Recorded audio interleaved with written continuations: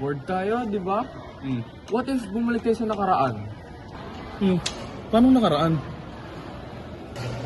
What if interviewin natin ang mga lola natin nung panahon wala pa silang teknolohiya? Ay, magandang ideya yan, tol. Pwede yan. Sige, tara gawin natin. Alam mo? Tara, sige, gawin natin.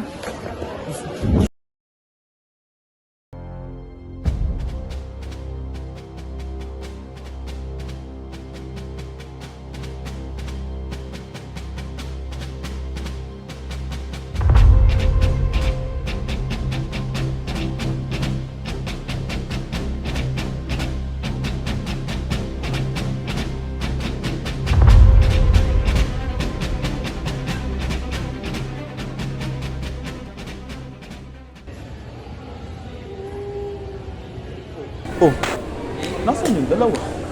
Nasaan nga ba? Sila lang yung lumipat. Tara na nga lang, lakarin na nga lang natin.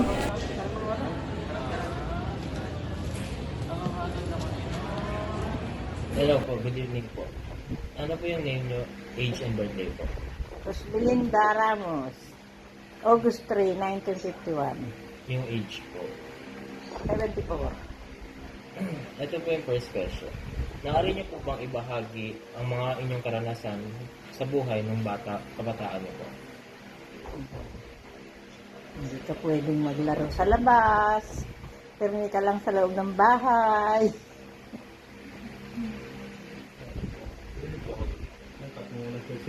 Ano-ano po ang mga gamit o makina ang madalas niyong gamitin araw-araw na po?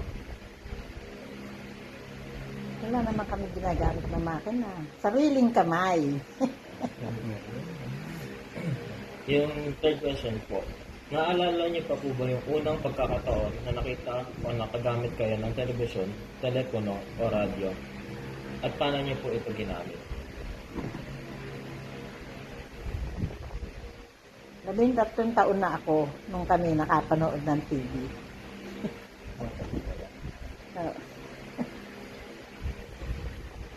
Oo, yun lang ang gamit namin yung araw.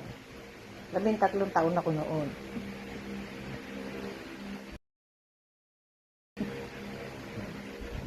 Paano niyo po siya nagamit ng mga panahon po na yun? Ang gamit namin noon ay baterya ng sasakyan. Kinakabit namin doon. Ano-ano po ang mga paraan ng komunikasyon ang karaniwan yung ginagamit ng panahon ngayon?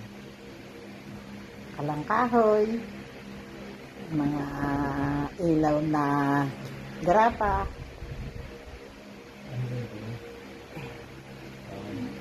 Wala pa pong phones nun. Oo po. Wala. Ano lang po? Nagpapadala po ba kayo ng sulat? Mga Nagpapadala. sulat, oo. Papadala. Wala. Pag may ano pa sa abroad. Matagal pa po bago dumating. 1 linggo, 2 linggo, ganun. Ano po sa tingin nyo ang pinakamalaking pagkakaiba ng teknolohiya ngayon sa kumpara po sa ngayon? Yung pinagkaiba po nila. Maraming mga bata ngayon, puro mga masasarap na pagkain, gala dito, gala doon. Hindi katulad namin nung araw. Sa loob ka lang ng bahay maglalaro. Maglalaro kayo, magkakapatid. Pati po yung sa pakikipag-usap din po sa Sa, mas napadali na po yung pakikipag-usap. Kasi may cellphone na po eh. madali nang magka-intindihan sa mga pag nagtawagan. Makakausap mo na agad, masasabi mo na kung ano gusto mo, kung ano kailangan mo. Ano po ang inyong mapapayo sa kabataan tungkol sa wastong paggamit ng teknolohiya? Hindi masyadong abusuhin ng paggamit ng mga gadget. Bakit? Bakit po? Diyan maraming na-aksidente, nagkakaroon ng mga hindi magagandang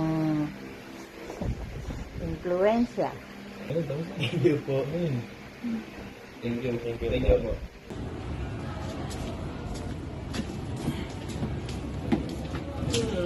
Ay, nako.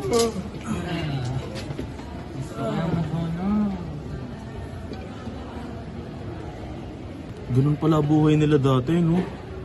Boring naman nun. Hindi ko kakayanan yung ganun. Baka ganun lang talaga yung experience nila dati. Baka kailangan pa natin ng isa. Pwede naman. Oo, sige, para makasiguro din tayo. Tara na. Maaari po ba ninyong ibahagi ang inyong mga karanasan sa buhay ng kabataan po ninyo? Noong unang panahon, talaga mahirap ang buhay. Kaysa ikumpara ngayon. Ngayon, yung panahon ngayon, madali ka lang makapagtrabaho dahil marami kang magamit na mga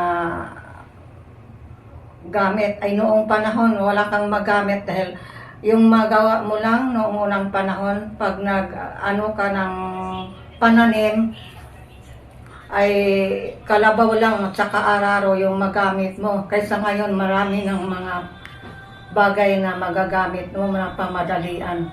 Ano-ano po yung mga gamit o makina na madalas niyo pong gamitin sa pang-araw-araw po noong panahon pong iyon?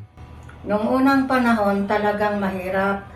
Dahil kahit pag-ano ka sa mga gamit mo, ay wala kang magawa kung di magtiis ka sa pamamaraan ng kamay. Dahil wala kang magamit noon, kundi kamay mo lang ang magamit mo. Pag manahi ka ng damit mo, ay kamay lang ang gagamitin mo. Wala pa noon yung mga makina. Kaya noong panahon, iba kaysa ngayon.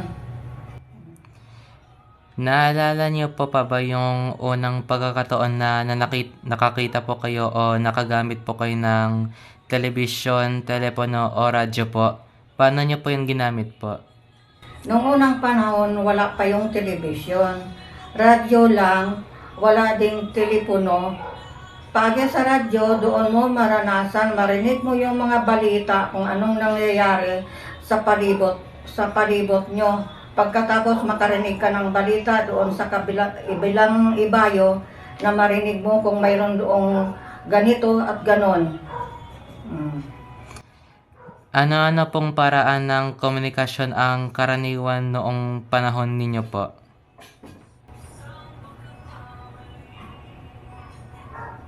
Ang karaniwang komunikasyon noong unang panahon ay wala pang mga maraming paraan, kundi yung pag nasa kabilang ibayo, gusto mong malaman kung anong gusto mong malaman sa kabila, ay padaan mo pa sa sulat bago ka makakatanggap ng balita kung anong nangyari doon. Iba na noon kaysa ngayong panahon. Ngayon, sandali lang.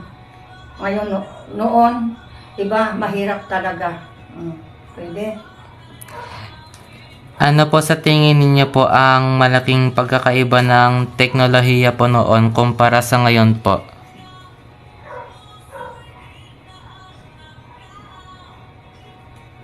Noong unang panahon sa mga teknolohiya kaysa sa ngayon, mas maganda ngayon kasi kahit anong paraan magagawa mo kaysa noong unang panahon talagang mahihirapan ka, wala kang magawa kundi mag-isip na kung anong magagawa mo para magagamit mo lang ang gusto mong gamitin kasi ngayon madali lang dahil marami ka nang magawa dahil sandali lang maisip mo ang gusto mong gawin. Yung last naman po, ano po ang iyong mapapayo sa kabataan tungkol sa wastong paggamit po ng teknolohiya po? Sa ngayon, noon, mahirap talaga kaysa ngayon. Ngayon, mayroon kang magamit na cellphone, kaya kung maari lang, bawas-bawasan yung paggamit ng cellphone dahil diyan sa cellphone marami kang malalaman o matutuhan ng hindi maganda para sa kabataan. Okay na po. Thank you po, Lola. Sige, salamat. So, ayun, napagtanto natin na gano'n pala talaga kahirap sa buhay nila dati. Pero wala naman tayong magagawa. Pero kasi yung dalawa. Hindi kasi sila bumalik. Tulay na yan naman.